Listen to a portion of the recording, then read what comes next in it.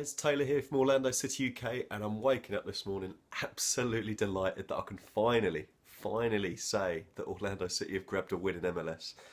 Oh, they put us through it, didn't they? They really put us through it. Again, the game went to the absolute lengths. 100th minute, Kaka struck the winner. A tug on Baptista. I know the Toronto fans are absolutely up in arms of it, but isn't it about time, that Orlando got some luck from refereeing calls this season, and it's our fourth win of the season. Absolutely delighted with how it turned out in the end. I was starting to lose my mind that it was going to be a fourth 2-2 in a row. We've grown so used to that in recent weeks, but it's not. It's all 3 points, back to winning ways, and let's dive straight into the player ratings right now. Christian Higuita, Darwin Seren's midfield partner in crime, of course. Going to give Higuita 7 out of 10 for last night's performance.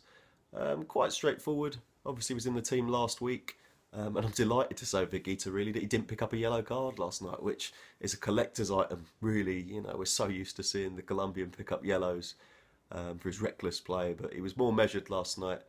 One of his major contributions was when he battled well in the Toronto half to free up the play and pop off a ball to Kevin Molino, who struck a fantastic strike on 55 minutes, stinging Irwin's palms. So 7 out of 10 for me, Higuita. Adrian Vinter, I'm going to give Adrian Vinter as high as 8 out of 10 last night. Fantastic performance, and if any one player summed up what last night's Orlando performance was about, it was this guy, Vinter. Absolutely tireless in his energies down the right-hand side. Obviously, we've grown used to Vinter's abilities as a player now, and he'll run and run for days. He was fantastic again. Ultimately, was in the right place at the right time when Molino got the cross in for Vinter to put us 2-1 up late on, before the obvious disappointment of conceding yet again. But I thought Winter was brilliant, and it seems you guys agree as well. As it stands, just looking at our poll that we ran last night on the full-time whistle, over 60 votes, so thanks very much to all of you for getting your votes in. But Adrian Vinter had the majority of the vote for man of the match on 44%. There's still time on the poll remaining, so you can get your vote in, but I don't think Vinter will be surpassed. Excellent performance, 8 out of 10. Kaka, the returning captain, of course, 8 out of 10 for me.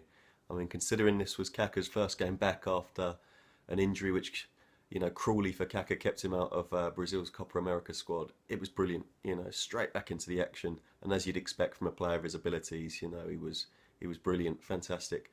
Linked up really, really well with Kyle Larin and Kevin Molino in the first half. Was denied by a fantastic save, I have to say, from Toronto stopper Clint Irwin in the first half on 36 minutes. Collected a really well-measured ball from Kyle Larin and just flashed it. It looked like it was going to go in the near post, but Irwin got a stunning palm to it. So, Kaka, have to give him an 8 out of 10 because ultimately he was the match winner in the end. Dramatic, late penalty on 100 minutes. He just snuck in under the bar, coming off the underside of the bar, of course. So for these reasons, I have to mark Kaka 8 out of 10. Fantastic to have him back. Lino, same as Kaka for me, 8 out of 10.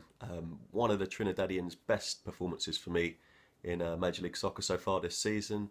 He totally had the freedom of the left flank, was causing the Toronto backline a nightmare in that first half. But not only the first half, really, for the whole 90 minutes.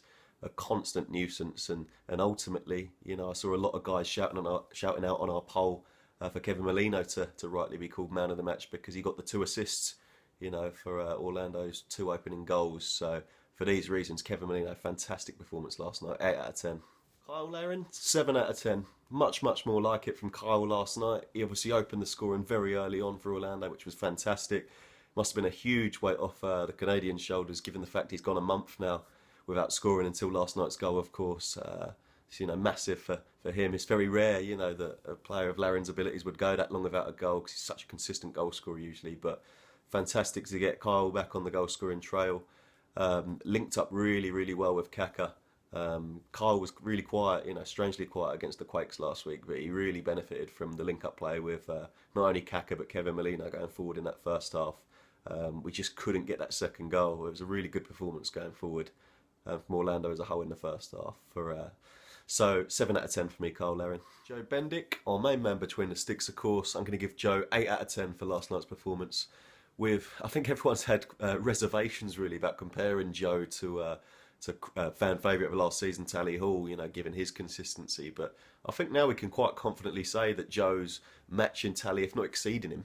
Our Orlando backline doesn't give him much protection.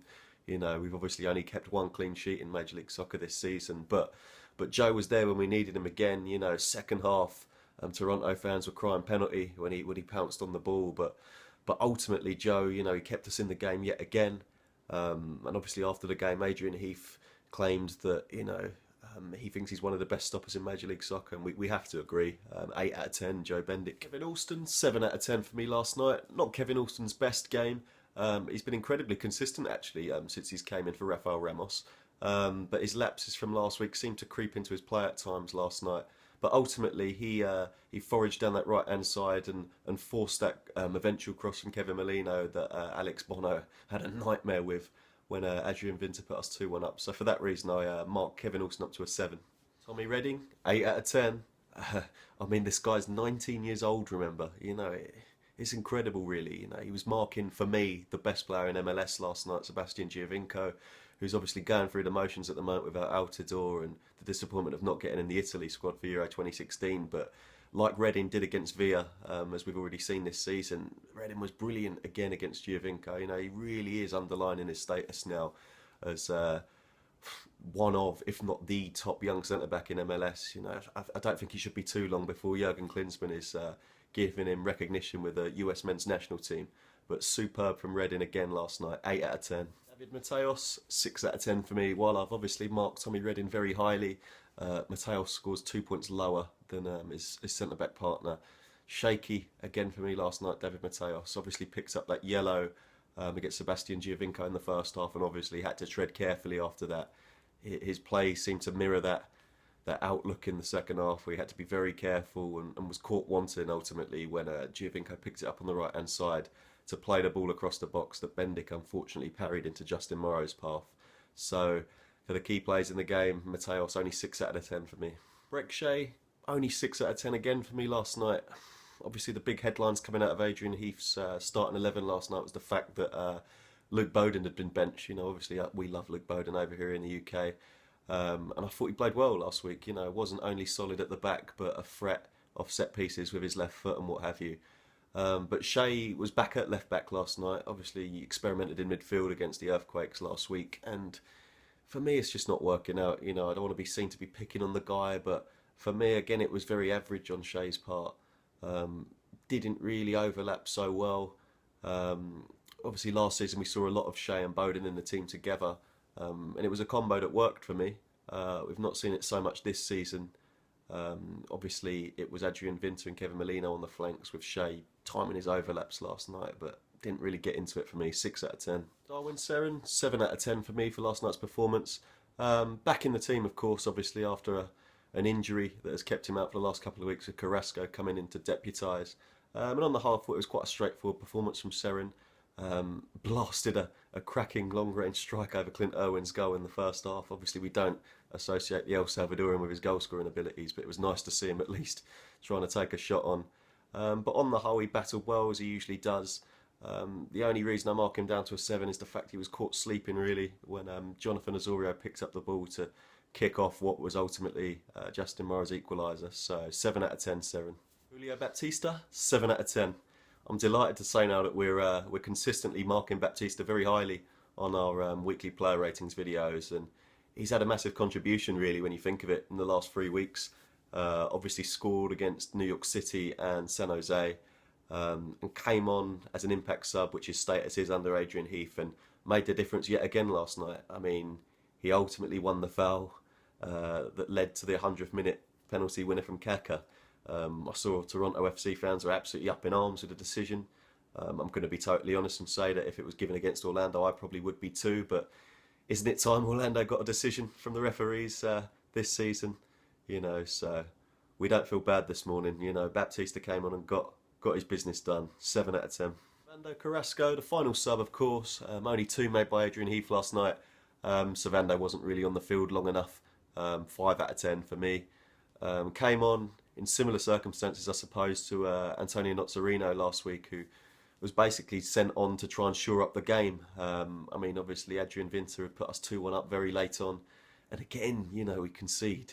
You know, it's bordering on the ridiculous when you think of it. You know, again, we concede in the 89th minute. Fortunately, you know, someone was looking down on us. You know, we somehow managed to coax a win out of last night's game, but we need to be better going forward. Carrasco not on the field long enough. 5 out of 10.